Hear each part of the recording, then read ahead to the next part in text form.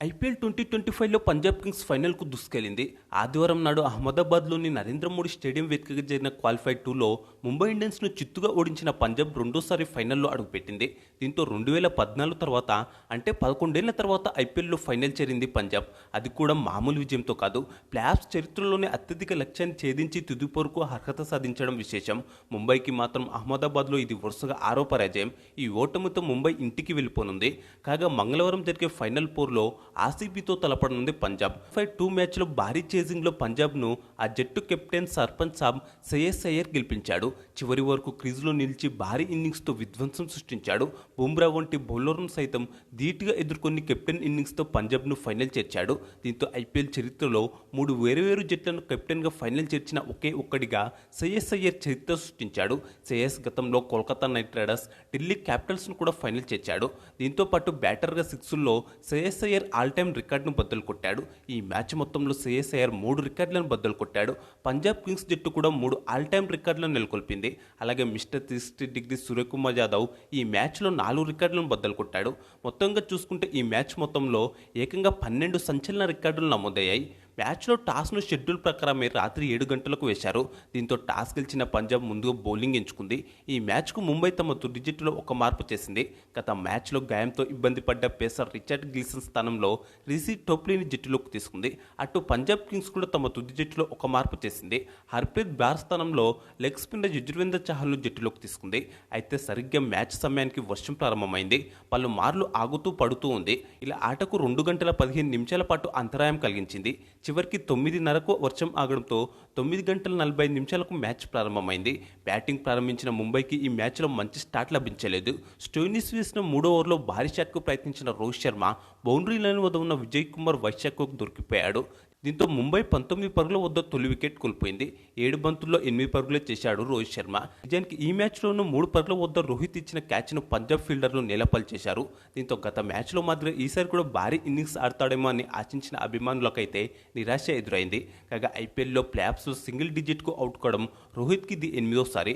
దీంతో ప్లేఆఫ్స్లో అత్యధికంగా 8 సార్లు సింగిల్ డిజిట్కు అవుట్ అయిన బ్యాటర్గా చెత్త రికార్డు ముట్టగట్టుకున్నాడు. కాగా చెన్నై సూపర్ కింగ్స్ మాజీ బ్యాటర్ సురేష్ రైనా కూడా ప్లేఆఫ్స్లో 8 సార్లు సింగిల్ డిజిట్గా అవుట్ అయ్యాడు. అనంతరం one down batter Tilak Varma బేస్తో కలిసి 2వ వికెట్కు 28 బంతుల్లోని 51 పరుగుల హాఫ్ సెంచరీ భాగస్వామ్యాన్ని నెలకొల్పారు. ఎదుర్కొన్న 2 బంతిని తిలక్ వర్మ 6 కొట్టాడు. అజ్మద్దులో ఓమర్జాయ్ వేసిన 6వ ఓవర్లో బేస్తో 4-6 బాదడంతో మొత్తం 15 పరుగులు వచ్చాయి. పవర్ ప్లేలో 11 రన్లతో పరుగులు రాబట్టిన ముంబై వికెట్ నష్టానికి 65 పరుగుల మంచి స్కోర్ చేసింది. గత మ్యాచ్లో మాదిరిగానే ఈ మ్యాచ్లోనూ బేస్తో మంచి స్టార్ట్ ఇచ్చాడు. కానీ విజయ్ కుమార్ వైశాఖ్ వేసిన 7వ ఓవర్ చివరి బంతిని స్లో డెలివరీని వికెట్ల వెనకాలకు ఆడేందుకు ప్రయత్నించి వికెట్కు పై జోష్ ఇంగ్లీష్కు దొరికిపోయాడు బేస్టో. దీంతో 70 పరుగులకు ముంబై ఓపెనర్ల వికెట్లు కోల్పోయింది. 154 స్ట్రైక్ రేట్తో 24 బంతుల్లో 38 పరుగులు చేశాడు బేస్టో. అతని ఇన్నింగ్స్లో 3 4లు 2 6లు ఉన్నాయి. అనంతరం క్రీజులో కుదుర్కున్న తిలక్ వర్మ సూపర్ ఫామ్లో ఉన్న సూర్యకుమార్ యాదవ్ కలిసి 3వ వికెట్కు 41 బంతుల్లో 72 పరుగులు జోడించారు. ఈ క్రమంలో ఇద్దరు కీలక ఇన్నింగ్స్లు ఆడారు. 4లు 6లతో చెలరేగారు. విజయ్ కుమార్ వేసిన 9వ ఓవర్లో తిలక్ వర్మ ఓ 6-4 బాదడంతో మొత్తం 15 పరుగులు వచ్చాయి. చాహల్ వేసిన 10వ ఓవర్లో సూర్య ఓ 6-4 బాదడంతో మొత్తం 14 పరుగులు వచ్చాయి. అలాగే ముంబై స్కోర్ కూడా 100 పరుగులు దాటింది. కాగా ఐపీఎల్ చరిత్రలో ఒక సీజన్లో అత్యధిక పరుగులు చేసిన నాన్ ఓపెనింగ్ బ్యాటర్గా సూర్యకుమార్ యాదవ్ చరిత్ర సృష్టించాడు. ఈ క్రమంలో 2016లో 687 పరుగులు చేసిన ఆర్సీబీ మాజీ బ్యాటర్ ఏబీ డివిలియర్స్ రికార్డును సూర్య బద్దలు కొట్టాడు. అలాగే ఈ సీజన్లో సూర్యకుమార్ యాదవ్ 700 పరుగులను పూర్తి చేసుకున్నాడు. దీంతో ఐపీఎల్ చరిత్రలో ఒక సీజన్లో 700 పరుగులు చేసిన నాన్ ఓపెనర్గా కూడా సూర్యకుమార్ యాదవ్ చరిత్ర సృష్టించాడు. మొత్తంగా చూసుకుంటే 12వ బ్యాటర్గా నిలిచాడు. అలాగే ముంబై ఇండియన్స్ తరపున ఒక సీజన్లో 700 పరుగులు చేసిన మొట్టమొదటి బ్యాటర్గా సూర్యకుమార్ యాదవ్ రికార్డు నెలకొల్పాడు. అయితే మరింత ప్రమాదకరంగా మారుతున్న సూర్య తిలక్ల భాగస్వామ్యాన్ని 14వ ఓవర్లో స్పిన్నర్ చాహల్ విడదీశాడు. ఆ ఓవర్ 4వ బంతిని 6 బాదిన సూర్య 5వ బంతిని డీప్ మిడ్ వికెట్ మీద ఫీల్డింగ్ చేస్తున్న నెహల్ వద్దకు క్యాచ్ చౌటాడు. 26 బంతుల్లో 169 స్ట్రైక్ రేట్తో 4 4లు 3 6లతో 44 పరుగులు చేశాడు సూర్య. దీంతో ఈ సీజన్లో ఇప్పటి వరకు ఆడిన అన్ని మ్యాచ్ల్లో అంటే 16 మ్యాచ్ల్లో 25కు పైగా పరుగులు చేసిన బ్యాటర్గా సూర్య రికార్డు నెలకొల్పాడు. కాగా ఐపీఎల్లో సూర్యని అవుట్ చేయడం చాహల్కి ఇది 4వ సారి. జెమ్షన్ వేసిన ఆ తర్వాతి ఓవర్లోనే ప్రియాంష్ ఆర్యకు క్యాచ్ ఇచ్చి తిలక్ వర్మ కూడా అవుట్ అయ్యాడు. దీంతో 142 పరుగులకు ముంబై 4 వికెట్లు కోల్పోయింది. 151 స్ట్రైక్ రేట్తో 29 బంతుల్లో 44 పరుగులు చేశాడు తిలక్ వర్మ.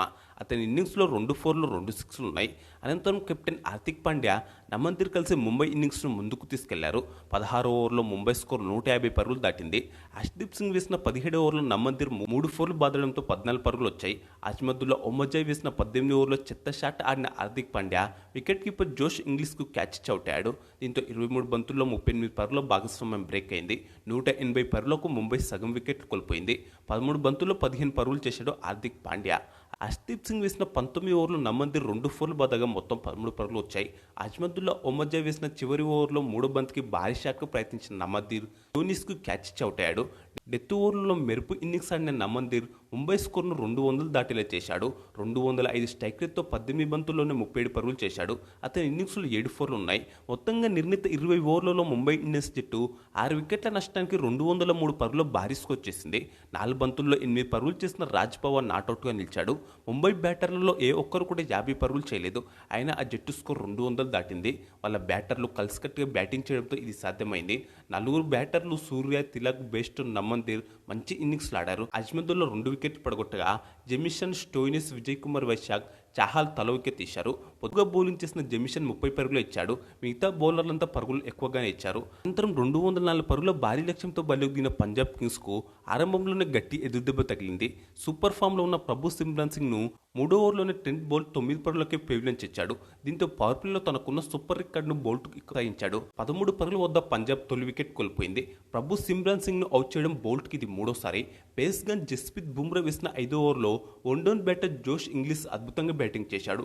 2 ఫోర్లు 2 సిక్స్లతో రెచ్చిపోయాడు. దీంతో ఆ ఓవర్లో ఏకంగా 20 పరుగులు వచ్చాయి. దీంతో పంజాబ్ స్కోర్ 5 ఓవర్లలో 50 పరుగులు దాటింది. కానీ ఇంతలోనే యువ పేసర్ అశ్విని కుమార్ 6వ ఓవర్లో పార్ట్నర్షిప్ను బ్రేక్ చేశాడు.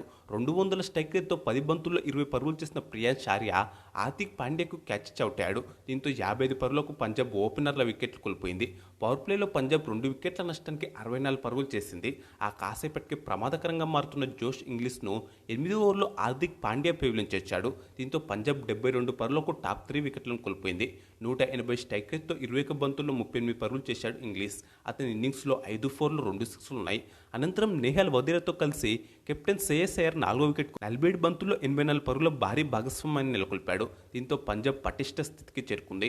హార్దిక్ పాండ్యా వేసిన 10వ ఓవర్లో నేహాల్ వదీరా ఓ 6-4, శ్రేయస్ అయ్యర్ 4 బాదడంతో ఆ ఓవర్ మొత్తంలో 17 పరుగులు వచ్చాయి. ఆ ఓవర్ చివరి బంతికి 13 పరుగుల వద్ద ఉన్నప్పుడు నేహాల్ వదీరా ఇచ్చిన క్యాచ్ను బౌండరీలోని వద్ద ఫీల్డింగ్ చేస్తున్న ట్రెంట్ బౌల్ట్ నేలపాలు చేశాడు. ఒకవేళ ఆ క్యాచ్ పట్టి ఉంటే నేహాల్ వదీరా అవుట్ అయ్యేవాడు. అప్పుడు బహుశా ఫలితం మరోలా ఉండేది కావచ్చు. 12 ఓవర్లు ముగిసే సమయానికి పంజాబ్ 3 వికెట్ల నష్టానికి 109 పరుగులు చేసింది. పంజాబ్ గెలవాలంటే చివరి 8 ఓవర్లలో 95 పరుగులు కావాలి. దీంతో మ్యాచ్లో ఉత్కంఠ నెలకొంది. ఈ క్రమంలోనే రిషి టోప్లీ వేసిన 13వ ఓవర్లో శ్రేయస్ అయ్యర్ హ్యాట్రిక్ 6లతో రెచ్చిపోయాడు. ఆ ఓవర్ మొత్తంలో 19 పరుగులు వచ్చాయి. దీంతో ఒక్కసారిగా శ్రేయస్ అయ్యర్ గేమ్ మార్చడంతో క్రమంగా మ్యాచ్ పంజాబ్ చేతుల్లోకి వెళ్ళిపోయింది. ఇక్కడ నుంచి బ్యాటింగ్ భారం మొత్తాన్ని తన భుజాలపై వేసుకున్న శ్రేయస్ అయ్యర్ దూకుడుతో కూడిన బాధ్యతతో ఆడాడు. బౌల్ట్ వేసిన 14 ఓవర్లో 14 పరుగులు వచ్చాయి. బుమ్రా వేసిన 15 ఓవర్లో 5 పరుగులే వచ్చాయి. 15 ఓవర్లలో పంజాబ్ 3 వికెట్ల నష్టానికి 147 పరుగులు చేసింది. ఆ జట్టు గెలవాలంటే చివరి 5 ఓవర్లలో 57 పరుగులు అవసరం. చేతిలో 7 వికెట్లు ఉన్నాయి. ఇలాంటి సమయంలో యువ పేసర్ అశ్విని కుమార్ 16వ ఓవర్లో పార్ట్నర్షిప్ను బ్రేక్ చేసి ముంబైని మ్యాచ్లోకి తెచ్చే ప్రయత్నం చేశాడు. 165 స్ట్రైక్ రేట్తో 29 బంతుల్లో 48 పరుగులు చేసిన నేహల్ వదీరా షాట్నర్కు క్యాచ్ చౌటాడు. అతని ఇన్నింగ్స్లో 4 ఫోర్లు 2 సిక్స్లు ఉన్నాయి. 156 పరుగుల వద్ద పంజాబ్ 4వ వికెట్ కోల్పోయింది.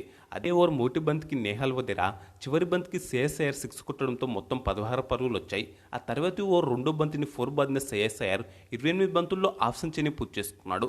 ఈ సీజన్లో శ్రేయస్ అయ్యర్కి ఇది 6వ హాఫ్ సెంచరీ. దీంతో ఈ సీజన్లో కెప్టెన్గా అత్యధిక హాఫ్ సెంచరీ చేసిన బ్యాటర్గా శుభ్మన్ గిల్తో కలిసి సమంగా ఉన్నాడు. కెరీర్లో శ్రేయస్కి ఇది 26వ హాఫ్ సెంచరీ. హాఫ్ సెంచరీ పూర్తయ్యాక శ్రేయస్ అయ్యర్ ఏమాత్రం సెలబ్రేట్ చేసుకోలేదు. కేవలం మ్యాచ్ను గెలిపించడంపైనే తన కాన్సన్ట్రేట్ చేసి చాలా కూల్గా జాగ్రత్తగా బ్యాటింగ్ చేశాడు. అదే ఓవర్లో నిర్లక్ష్యంతో నిదానంగా పరిగెత్తిన శశాంక్ సింగ్ 2 పరుగులకే రన్అట్ అయ్యాడు. బుమ్రా వేసిన కీలకమైన 18 ఓవర్లో కూడా పార్ట్నర్షిప్ బ్రేక్ కాలేదు. బుమ్రా వేసిన యార్కర్లను జాగ్రత్తగా ఎదుర్కొన్న శ్రేయస్ ఆ ఓవర్లో యార్కర్ బంత్కి ఓ బౌండరీ కూడా కొట్టాడు. ఆ ఓవర్లో 8 పరుగులు వచ్చాయి. చివరి 2 ఓవర్లలో 23 పరుగులు కావాల్సిన సమయంలో యువ పేసర్ అశ్విని కుమార్ వేసిన 19 ఓవర్లో శ్రేయస్ అయ్యర్ విధ్వంసం సృష్టించాడు. ఆ ఓవర్లో ఏకంగా 4 సిక్స్లు బాదాడు. నో బాల్ వేయడం కూడా పంజాబ్కు కలిసి వచ్చింది. అశ్విని కుమార్ అనుభవలేమితో ఆ ఓవర్ మొత్తంలో ఏకంగా 26 పరుగులు వచ్చాయి. అంతేకాకుండా మరో ఓవర్ మిగిలి ఉండగానే 5 వికెట్లు వికెట్ల తేడాతో పంజాబ్ కింగ్స్ ఘన విజయం సాధించింది. మ్యాచ్ను గెలిపించాక కూడా శ్రేయస్ సెలబ్రేట్ చేసుకోలేదు. దీనిని బట్టి ట్రోఫీ గెలవడంపై అతను ఎంతలా ఫోకస్ చేశాడో అర్థమైంది. ఏకంగా 212 స్ట్రైక్ రేట్తో 41 బంతుల్లోనే 87 పరుగులు చేసిన శ్రేయస్ అయ్యర్ నాట్అవుట్గా నిలిచాడు. అతని ఇన్నింగ్స్లో ఏకంగా 8 సిక్స్లు ఉన్నాయి, 5 ఫోర్లు కూడా ఉన్నాయి. 2 పరుగులు చేసిన స్టోరీస్ కూడా నాట్అవుట్గా నిలిచాడు. ముంబై బౌలర్లో అశ్విని కుమార్ 2 వికెట్లు తీసినప్పటికీ ఏకంగా 55 పరుగులు సమర్పించుకున్నాడు. బౌల్ట్ హార్దిక్ తల వికెట్ తీశారు. 40 పరుగులు ఇచ్చిన బుమ్రా ఒక్క వికెట్ కూడా తేలేదు. ముందుగానే ఫిక్స్ అయి వచ్చిన పంజాబ్ బ్యాటర్లు బుమ్రాను జాగ్రత్తగా ఆడారు. రిషి టోప్లీ కూడా 3 ఓవర్లలోనే 40 పరుగులు ఇచ్చాడు. కెప్టెన్సీ ఇన్నింగ్స్తో జట్టును గెలిపించిన శ్రేయస్ అయ్యర్కు player of the match award దక్కింది. ఈ మ్యాచ్లో కొట్టిన సిక్స్ల ద్వారా ఐపీఎల్ చరిత్రలో ఒక సీజన్లో పంజాబ్ కింగ్స్ తరపున అత్యధికంగా 38 సిక్సులు కొట్టిన బ్యాటర్గా శ్రేయస్ అయ్యర్ చరిత్ర సృష్టించాడు. ఈ క్రమంలో 2014లో మ్యాక్స్వెల్ కొట్టిన 36 సిక్స్ల రికార్డును అధిగమించాడు. ఐపీఎల్ ప్లేఆఫ్స్ చరిత్రలో అత్యధికంగా 204 పరుగుల లక్ష్యాన్ని ఛేదించిన జట్టుగా పంజాబ్ కింగ్స్ చరిత్ర సృష్టించింది. అలాగే ముంబై ఇండియన్స్పై 200కు పైగా పరుగుల లక్ష్యాన్ని ఛేదించిన తొలి జట్టుగా పంజాబ్ కింగ్స్ రికార్డు నెలకొల్పింది. ఐపీఎల్ చరిత్రలో అత్యధికంగా 8 సార్లు 200కు పైగా పరుగుల లక్ష్యాన్ని ఛేదించిన జట్టుగా కూడా పంజాబ్ కింగ్స్ నిలిచింది. అలాగే ఈ సీజన్లో 200కు పైగా పరుగుల లక్ష్యాన్ని ఛేదించడం ఇది 9వసారి. దీంతో అత్యధిక సార్లు 200కు పైగా పరుగుల లక్ష్య ఛేదన నమోదైన సీజన్గా 2025 నిలిచిపోయింది. ఇక ఈ వీడియోకు ఒక లైక్ చేసి ఈ మ్యాచ్లో ముంబై ఇండియన్స్ ఓటమికి గల కారణాలు ఏంటని మీరు భావిస్తున్నారో కామెంట్స్ బాక్స్లో చెప్పండి. అలాగే మన ఛానల్ను తప్పకుండా సబ్స్క్రైబ్ చేసుకోండి.